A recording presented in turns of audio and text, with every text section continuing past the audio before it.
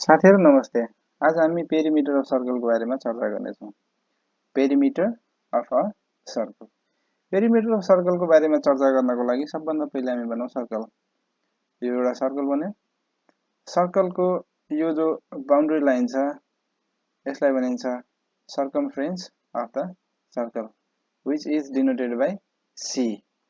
Okay, then कुनै पनि सर्कलको यो जो फिक्स पोइन्ट छ सर्कमफ्रेन्स देखि इक्विडिस्टेन्स पनि ठिक बीचको पोइन्टलाई भनिन्छ सेन्टर अफ द सर्कल।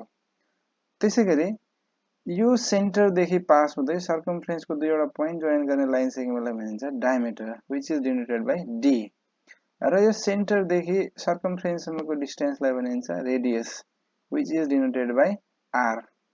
अब हामी चर्चा गरौँ कुनै पनि सर्कलमा सर्कलको सर्कमफ्रेन्स र डायमिटरको कन्स्ट्यान्ट रेशियोलाई एउटा कन्स्ट्यान्ट नम्बर पाई भनिन्छ।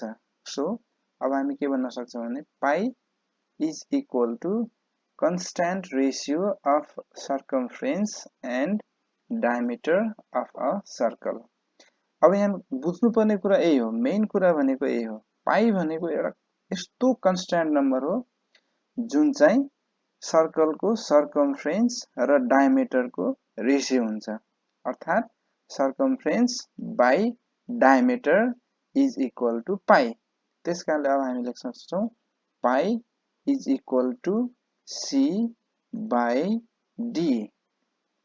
अब लेफ्ट साइडतिर हेर्यो भने पाई मात्रै छ, पाई भनेको पाई अपन 1 हो।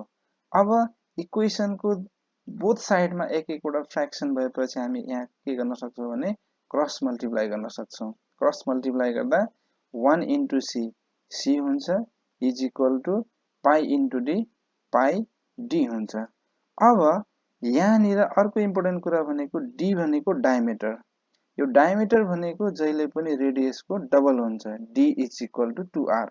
अब हामी के गरौँ भने यो डी को ठाउँमा 2r राखेर पाईसँग मल्टिप्लाई गर्यो भने c is equal to 2 pi r हुन्छ। यसरी c is equal to 2 pi r अर्थात् कुनै पनि सर्कलको circumference is equal to 2 times pi times r हुन्छ।